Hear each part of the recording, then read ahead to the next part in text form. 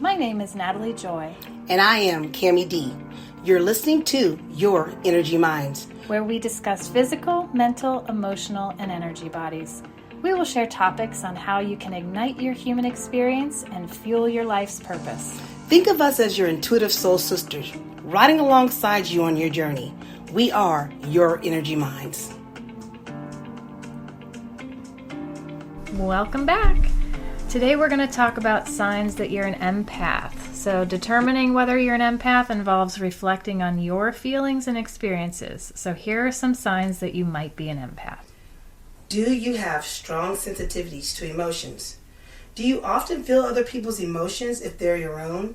I mean, do you say, hey, I walk into the grocery store and the cashier's having a bad day, and you're like, you didn't even speak about the bad day, but you feel her bad day. Another one is, do you feel overwhelmed in crowds?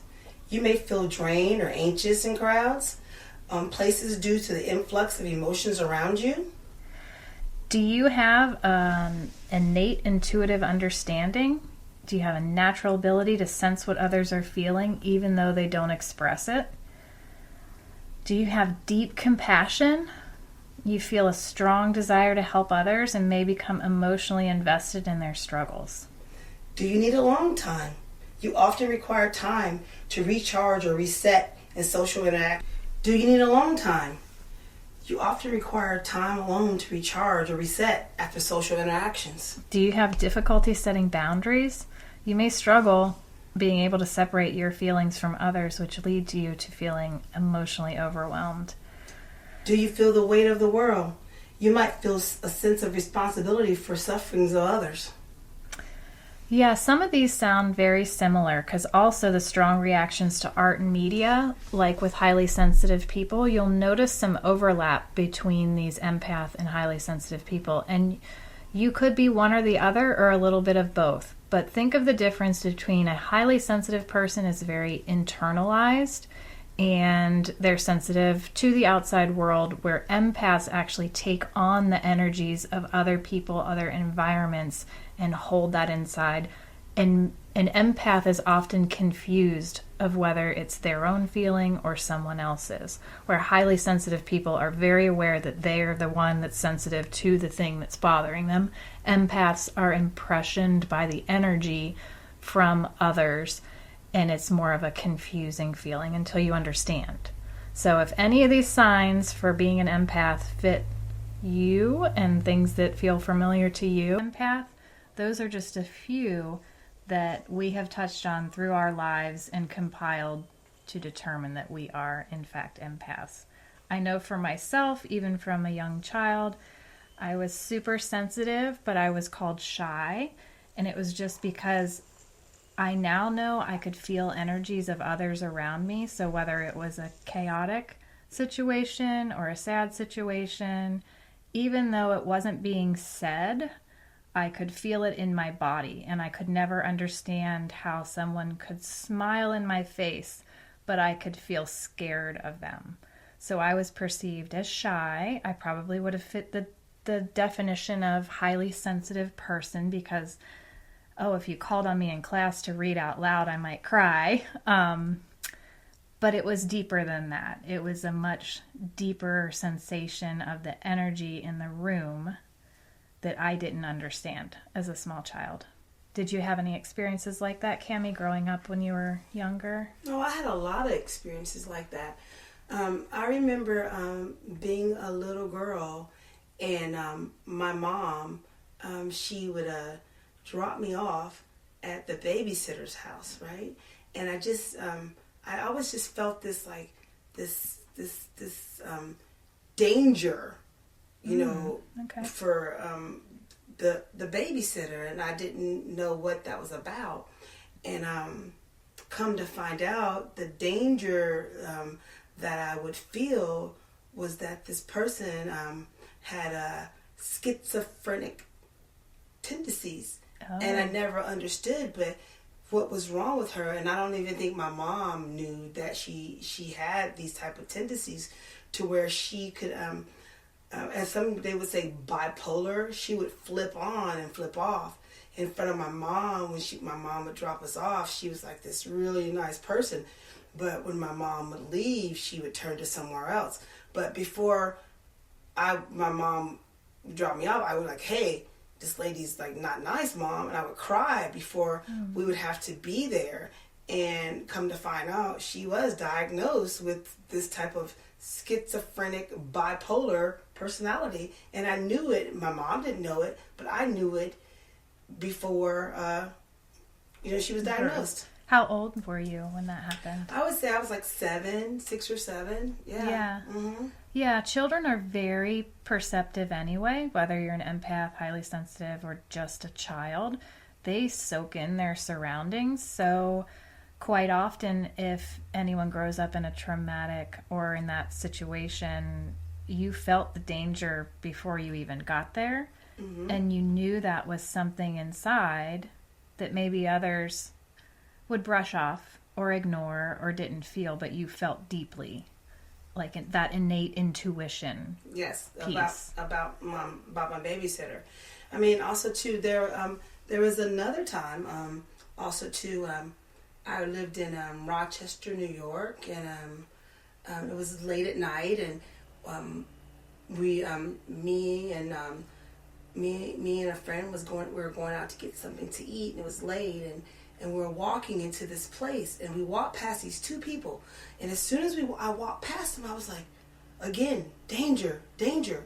And sure enough, we go into the pizza place, and when I'm in there, I just keep seeing these people outside. I'm like, it's danger, it's danger. And I'm like, hey, there's something wrong. Before even telling my friend that there was something wrong, there was a pizza guy that worked there, and I was like, hey, go outside with that pizza guy. Walk behind him. My friend's like, why? What's going on? What's going on? I'm like, walk behind the pizza guy. We walk behind the pizza guy, and I'm like, hey, I just think these people are going to rob us. And he goes, yeah, they rob everyone.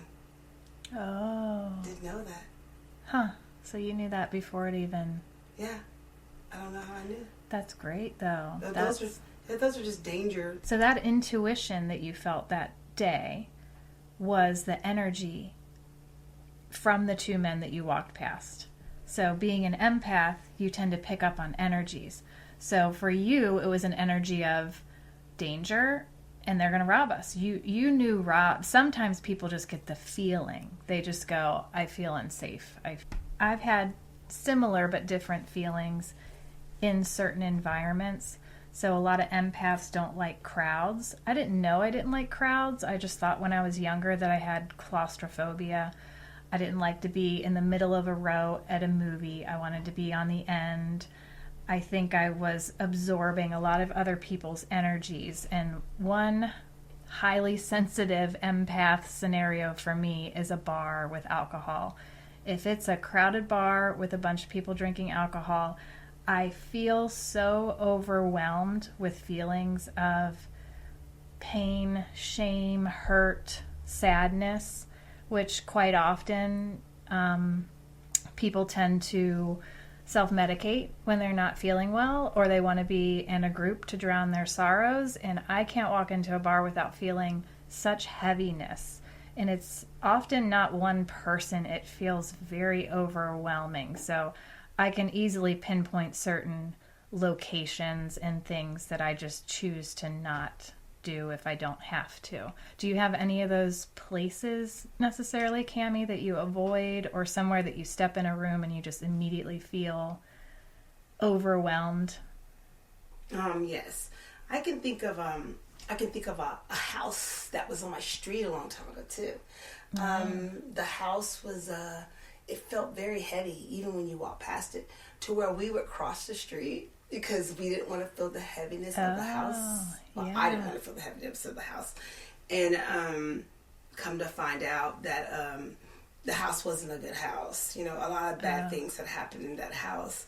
And did you find that out later? Later, yeah, as I was a little bit older, and I was like, why do I always feel like, like I don't want to walk past that house, Yeah. And that's another scenario I can think of. Because sometimes when you're little, you just go, I don't like that. I don't want to go there. Mm-hmm. So for you told your mom you didn't want to go to the babysitter. Mm-hmm. It's not always, as adults now, we can feel it, we understand it differently. But as a child, sometimes you push children to do things when sometimes they know, and so there's probably a deeper reason if they have some intuition that they don't want to go to something. So you have to be open and communicative when kids are little and understand, ask more questions or see why they feel the way they feel, because it's never for nothing. It means something if you feel that deeply about it. But anywhere else that you can think of, I know for me, when I can walk in a room and not feel anyone's energy, and I don't always have to do some protective things. We'll talk about in another episode how we cope being empaths. Even when I don't do anything, I can walk in rooms and be okay. But for sure, I can walk in a large room with a bunch of people and zero in on the one person that has a smile on their face, but I feel something very different inside. And I'm drawn to that person, that I feel the loneliness or sadness in them. Even though they're not saying anything with their words, I can just feel it. But there may be other people in that scenario too, but I don't feel them. Just sometimes certain people stand out. Yeah. And I know you've talked about, you've had that same similar experience. Oh yeah, even in my profession, I touch people, however, I had a client that was going through a divorce, and I remember thinking like, oh my gosh, she's not even here yet, but I can already feel her heaviness. Yeah. And I know when she gets here, it's going to be heavy. So yeah. I'm going to have to figure it out, And see, was that before you knew she was getting divorced? I kind of knew it was kind of before she did, but then she verified. She told you that. So day. I'm gonna get a divorce, but I could already feel her heaviness. And as time went on, as she was going through the divorce, every time it was her time for her appointment, I would be like, oh God, here she comes. Like I wanted her to find her happy space again. Yeah. And once she had got the divorce, she came back to normal. Everything was normal. But before, I could feel her energy before she could even get there. So it's a deeper compassion. Mm-hmm. It's a compassion for people. And as an empath, like I said, I'll zero in on someone that I think needs help. And I have learned boundaries lately, better in the last couple of years. But that's where some of our coping, we'll talk about setting boundaries. But we just so desperately want to help people who hurt. Mm-hmm. One, because we're feeling the hurt and we don't want to feel that way, but we don't want anyone else to feel that way. And some empaths even have the ability to transfer pain to them. Mm-hmm. So it actually makes the person feel better. We, can give light to someone, but also then we're taking on that darkness, and that's that heavy feeling you feel. But you get some of that intuition ahead of time. Yeah. Somebody's coming in and something's going on. And like you just said about like giving light. Sometimes you especially in my profession, touching people, I have to transfer some of my light to them. So when they do leave or something's going on in their life, they're like, okay, I feel lighter, or even my words, that I would say to them would make them feel lighter. Being an empath. And for some reason, I don't know, I just sometimes know what to say. Yeah, but then you go home and you have to figure out how to take care of the heaviness that you took from them. Yes. And that's when I do go home and or if I'm driving home, I sometimes sit in silence. Yeah. I sometimes say a prayer. I sometimes visualize their happiness, for them. Great. Sometimes when it's heavy, even sometimes when it's light, I visualize something good happening for someone to, they call it like transmuting the energy. Yeah. So I help with transmuting their energy. Yeah. It's like interceding for them sometimes. And sometimes that's what I can do. And there's sometimes people come in and they'll say nothing and I'll know. And will intercede. I would just take a little bit of it on, or I'll drop off some of my light that day for them. Yeah. And it can go both ways. Mm-hmm. We've also experienced, while Cammie and I have been friends for years, we've talked about a lot of the hard times and the heaviness, because that's what you tend to feel the most intensely is the heaviness. But also being an empath is a gift, because we get to also feel the happiness in people and the beauty. And sometimes you feel that before you see them too, or you walk away and you're so relieved that that person feels good and is happy. Or I can give one example. I was at a high school play, and it was just a beautiful production of Frozen, and there was a group of kids sitting down in front of me, high school teenage kids. They stood up and clapped so loud for their friend on stage at the very end. I could feel it in my heart, like my heart was going to explode.